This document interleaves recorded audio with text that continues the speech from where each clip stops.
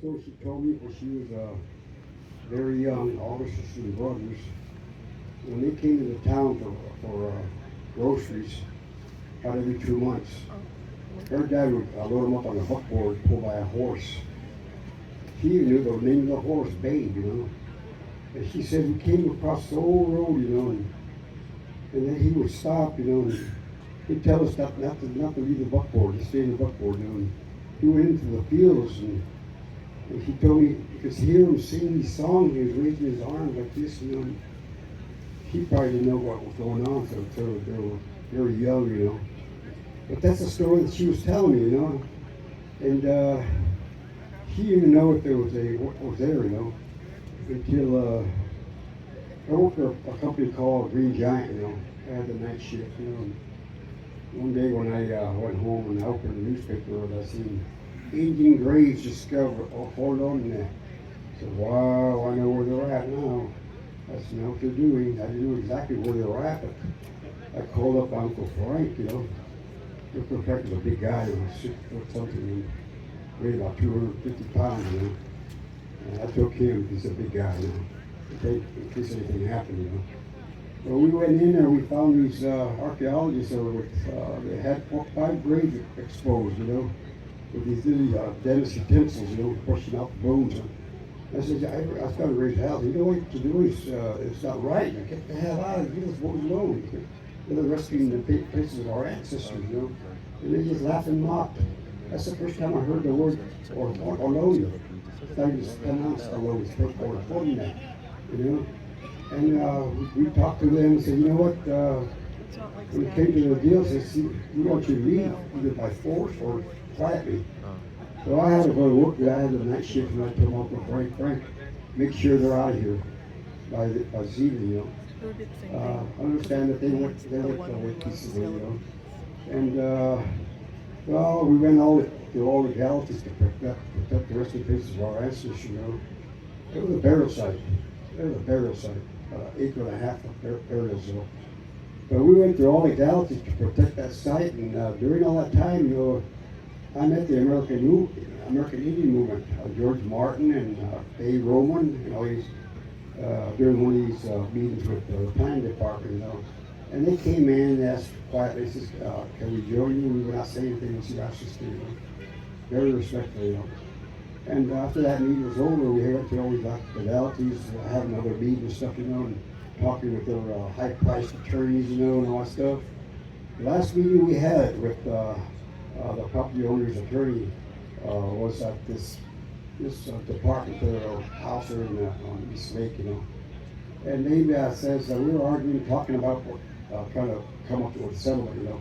And he says, what if you agree to let us dig up your graves and rebury them up on this location? I said, that's out of the question, you know. But I wanted to know what they were talking about, you know. I said, where do you prefer think we should bury those graves? He says, over here in the map. I looked at the map and says, but that's underwater. That's when we got up. We got up and stood up. That's it. These people have no intentions to leave our graves alone. They're not going to go till it stops now. It stops now. So we decided to occupy the site. We occupied. We understood. I talked to a lot of people that were there. You know, says, we might not come out there alive because of sacrifice. Are you ready to do this? And I had to go in there. Uncle Frank didn't go in, but I did, you know. I said, well, we have to occupy, so we went in at nighttime and armed ourselves, and we were there. And then the word got out, and the next morning we were surrounded by the whole county sheriff's department in Santa Cruz County. And then the whole army militia was there. I could see them setting up their grenade launchers. But we understood that they wiped us out. But our direction was, we will not fire the first shot. We'll have them fire the first shot. But lucky to a man by the name of, he was with the Indian Protection Association out of Arcata, California. He came to Oregon to our rescue, you know, and negotiated with the property owner and my Aunt Irene. She was chairman, I was vice chairman, right now. They came to a settlement to buy the land for $17,500. We had about 2 years to raise that money. It might have been a year, I don't remember. But anyway, during those 2 years, that year, they elected me the chairman, So I was negotiating that time with the property owner, and that's when the Indian Religion Act was passed. I said, now I got him. I got him by the horns now. That's our religion. That's our cemetery. So we had all his land closed. He couldn't build his warehouses there, 28 acres, So I went up to him and said, you know what? All I'm asking you is to donate that acre and a half of the resting places of our ancestors. And if you do this for us, we'll work with you anyway to build your warehouse. And you give us that burial site with a 50-foot buffer, so you won't disturb anything. I already knew the boundaries of the site, And he agreed, said, you got it, So I had to go to work, so I had the vice chairman meet with the developer and the property owner and all that, they not only gave us acre and a half of our grave site, they gave us 7.5 acres. And the other rest of the acres are all wetlands, But they didn't understand those wetlands were just as important because our people use the wetlands to survive, They had a lot of use for those wetlands, But anyway, after that was settled, I met a man by the name of Chemo Calendaria in San Jose, I didn't know who he was, He came up to me and seemed like he knew who I was, And we shook hands and talked, and I think he was a monitor of the site there, Going back to the occupation of A Road, we had no laws to protect our resting places of our ancestors. And then these legislators, they introduced these laws to legislation, and they were adopted to protect our cultural areas, But it was not, they were not set up just to protect our people, they also set up to protect the developers, That's what I understand, And then Governor Brown, not his dad, the young man, the junior, he decided to build a historical ancestor heritage commission in Sacramento. We found out about that, and me and my cousin Ella were the person to sign up, And we also were the ones that started the monitoring system to protect the sites, taking all measures to protect what was there, And that the Heritage Commission is still active even to this day, and I'm still on the list. I'm number one on that list, And at least we got a law, the first step to protect the grave sites. But then,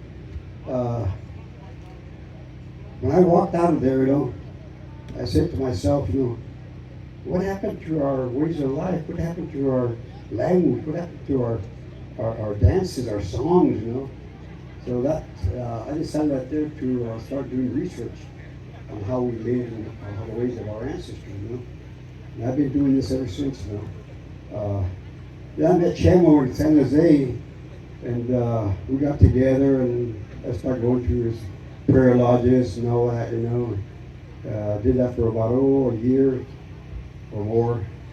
And then one day he called me, says, come, we're going to have a little gathering over in San Bautista. We had a little miniature village built there, And when I got there, well, there was Chemo and his family, Chavito, and Luca, and Ernesto, and the other guy, I forgot what the guy's name was. And just to tell you then, Ernesto and Chavito, they grabbed me by the arm and says, come on, I want to talk to you. They took me down to a creek, and I said, what the heck's going on here? They're going to beat me up or what, But they sat me in the log and it says, Patrick says, we want you to be our chief. But we don't use the word chief.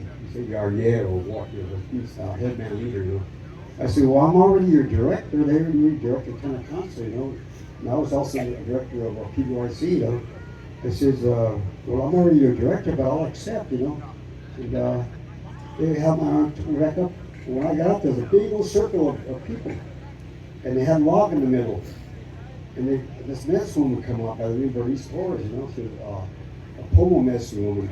And she told me that her mother was a medicine woman.